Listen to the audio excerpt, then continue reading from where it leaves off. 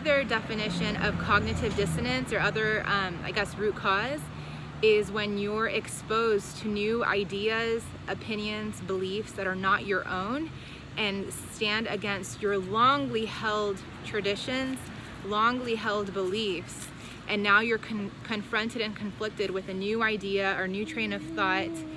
And so in order to accept it, you would have to scrutinize and even abandon your own long-held beliefs, maybe even identify, man, wow, maybe I was wrong all along, or I was misinformed all along. And so individuals going through that can experience cognitive dissonance.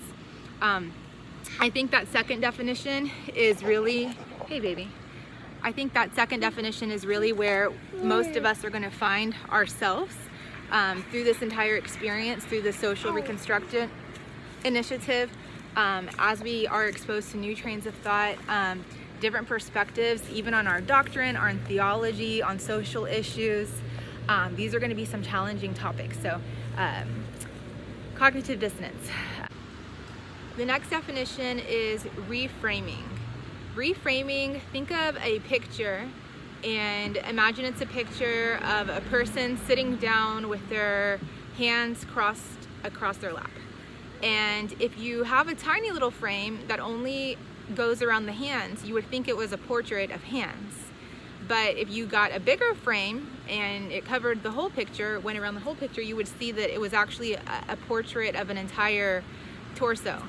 That's the idea of reframing.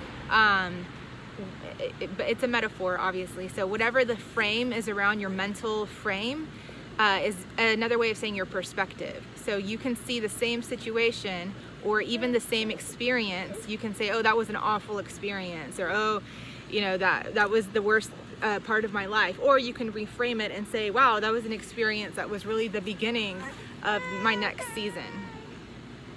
So that's reframing.